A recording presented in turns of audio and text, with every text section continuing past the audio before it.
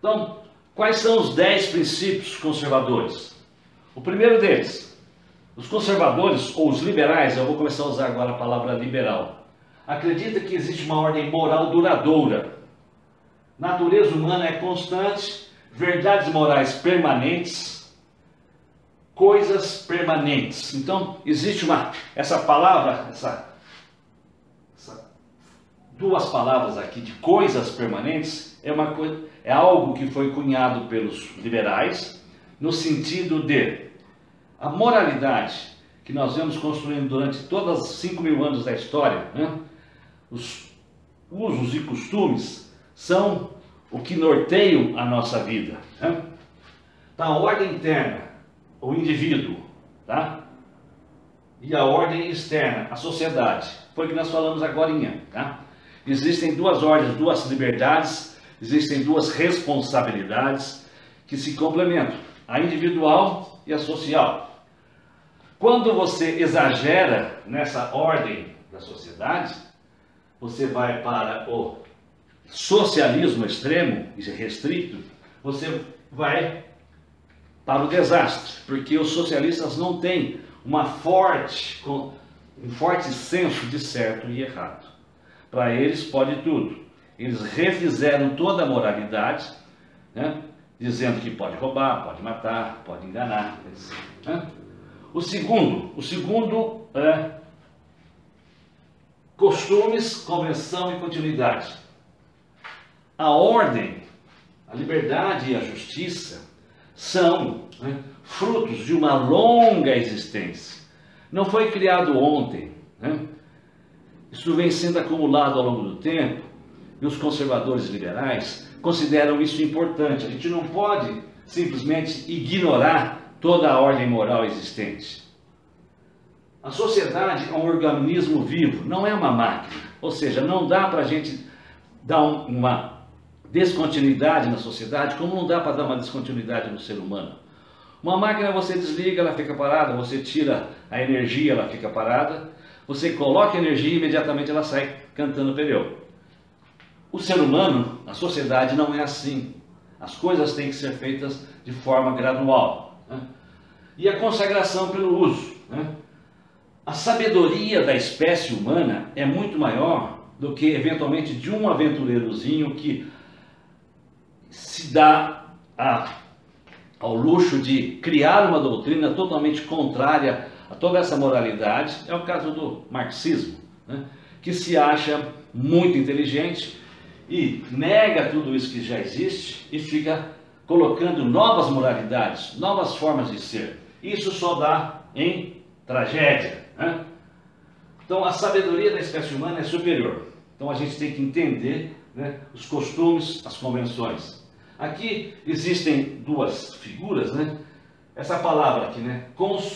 Consuetudinário, é uma palavra gozada, né? Mas a gente gosta de colocá-la, que é o que se faz por hábito, costume habitual. E aqui estão o local onde há o direito. Tem dois tipos, vários tipos, mas os dois principais, né? O direito consuetudinário, ou seja, aquilo que é definido pelos costumes, principalmente definido no mundo anglo-saxão, Estados Unidos, né? Inglaterra, Austrália. E o outro tipo de direito que é definido, primeiro você define as leis e embaixo os juízes vão julgando de acordo com as leis e criando a jurisprudência. Aí seria o direito romano, direito originário, né, da cultura romana. É só para a gente saber que existe então uma consagração pelo uso de longa data no direito, e os marxistas na Rússia tiveram a arrogância de criar o direito socialista, que pode desapropriar, né, que pode roubar, né, que tira a liberdade das pessoas, né, tira a privacidade das pessoas, pode pegar as crianças e colocar numa escola, tirar as crianças dos pais. Então eles criaram um socialismo, um direito socialista. Deu no que deu, né? Hoje em dia o direito socialista está bem mais atenuado, né?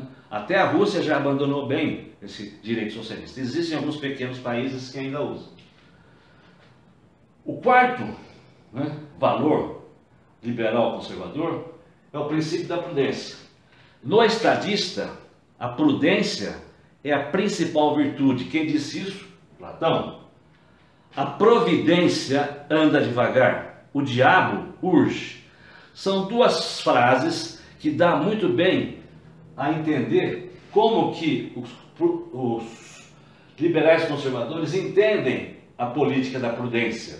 A gente tem que sempre andar de uma forma bastante clara, né? Sabendo que existem 7 virtudes, a gente não vai falar sobre elas, mas a quarta virtude, uma das mais importantes, é a prudência. O princípio da variedade, complexidade. O ser humano e a sociedade são sistemas complexos. A gente sabe que cada ser humano tem uma forma de ser, é uma forma de pensar. A gente sabe, quanto mais alta é o desenvolvimento psicológico de uma espécie, no caso do ser humano, é o mais alto, mais variedade existe entre as suas unidades individuais. Então, não existe 2 seres humanos iguais, não existe. Nem gêmeos univeterinos, eles têm lá uma aparência parecida, mas eles têm capacidades, até por causa do desenvolvimento social deles, eles têm pensamentos diferentes, né? Então, a igualdade a gente só tem no direito, né? Igualdade perante a lei. E na frente de um juiz, aí a gente tem igualdade. Mas daí para frente a gente sabe que cada ser humano é diferente do outro. E os liberais conservadores rejeitam, né, aqueles igualitarismos sufocantes das doutrinas radicais, né? As doutrinas radicais que só causaram tragédia. Autodisciplina pelo princípio da imperfeição ou da imperfectibilidade, ou seja, a natureza humana não é perfeita. A gente foi criado à imagem e semelhança de Deus, para quem acredita, mas a gente não é perfeito. Deus talvez seja perfeito, a gente não é. A gente sabe que o ser humano tem defeitos, mas a natureza dele, a natureza humana existe, a forma com que a gente nasce, existe uma certa forma de pensar do ser humano, que é a natureza humana, né? Que é os princípios de moralidade, que todo mundo tem uma visão 99% parecida, né? Com relação às moralidades. A utopia do novo homem comunista só levou a tragédias, ou seja, existem doutrinas, ideologias que acham que o ser humano nasce como uma página em branco, a criança, e você pode escrever ali o que você quiser. Você vai doutrinar, você vai moldar o ser humano como você quiser. Não é assim. A gente sabe que não é assim, né? O outro extremo seria o determinismo, né? Cada um nasce determinado ao que vai fazer. É o outro extremo. A gente viu o nazista achando, né, superioridade de raças, tal. As duas coisas, né, não são comunismo ou nazismo. A gente fica no meio. A virtude está no meio, né? Liberdade e propriedade estão intimamente ligadas. A riqueza instalada, é o conceito de riqueza instalada. Nós estamos vivendo agora no Brasil com esse problema de coronavírus, né? Uma parte da população fica em casa. Quem pode ficar em casa? Aquele que já tem uma riqueza instalada, já tem uma quantidade de patrimônio, né, que ele pode despender desse patrimônio mesmo estando parado. É 50% da população brasileira. O outro 50% não tem, né, essa poupança guardada. Ele trabalha de manhã para comer de tarde e à noite. Então ele tem que sair para trabalhar. Então, eliminar o estado natural de pobreza é uma das formas de a gente trabalhar a liberdade e a propriedade. As pessoas vão acumulando riquezas, acumulando propriedades, acumulando poupança. Então as pessoas precisam trabalhar para acumular isso. Defendem comunidades voluntárias e se opõem a coletividades voluntárias, né? Os liberais prezam muito pela privacidade e os direitos individuais, né?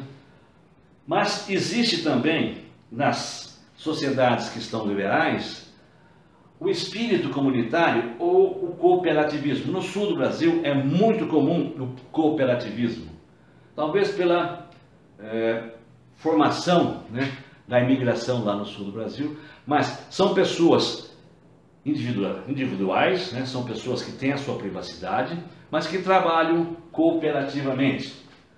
A centralização burocrática, por que nós estamos aqui com a figurinha de Brasília?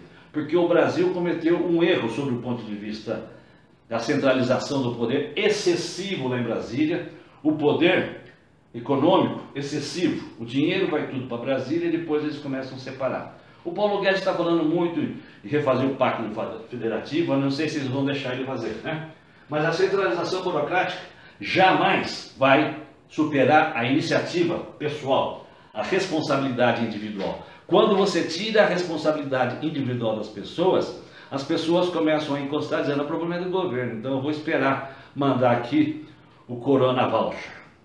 Precisamos tomar cuidado. O Corona Voucher é por 3 meses, vai aumentar um pouquinho, mas as pessoas têm que entender, né, que não existe cornucópia, ou aquele negócio, o maná que cai do céu, né, aquela chuva de riquezas ou de alimentos. Isso não existe, tem que trabalhar.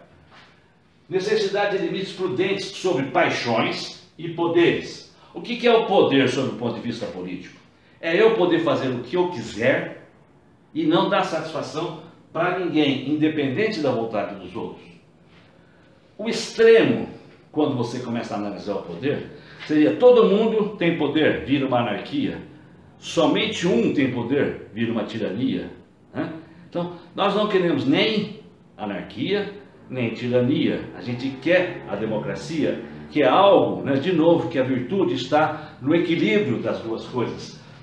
Os sociais, na verdade, estamos falando de liberais conservadores, têm essa visão do equilíbrio, né?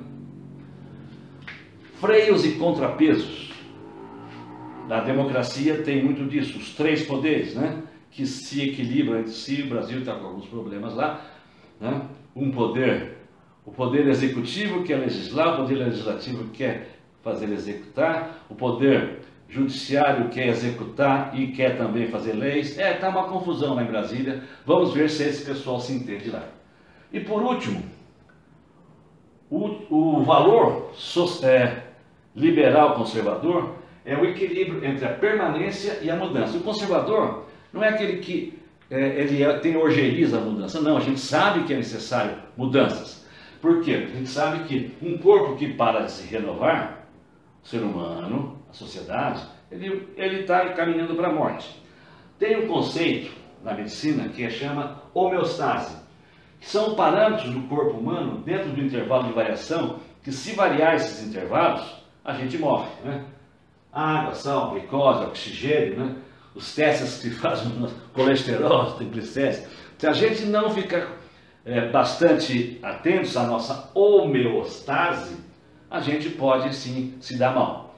Então a gente pode olhar sobre um ponto de vista desse mesmo conceito da homeostase social. Quais são os parâmetros, né, que precisam ser controlados, né, para que haja um equilíbrio, né, manter o ambiente interno do organismo estável, balanceado. Estabelecer também a condição ótima, né? Então existe um sistema dentro do nosso corpo ou dentro da nossa sociedade que se retroalimenta. Ou seja, quais são os parâmetros que começam a ter problemas e a sociedade começa a se desintegrar? A gente pode citar alguns, né? A liberdade começou a ter problemas de liberdade e começa a ter convulsão social. Justiça, né? Se não tiver justiça, né? Livre iniciativa, paz, educação, saúde, segurança. Então, existem vários parâmetros que, se não forem muito bem controlados e avaliados, eles podem levar a sociedade a um colapso. Nós precisamos trabalhar muito na homeostase social do Brasil.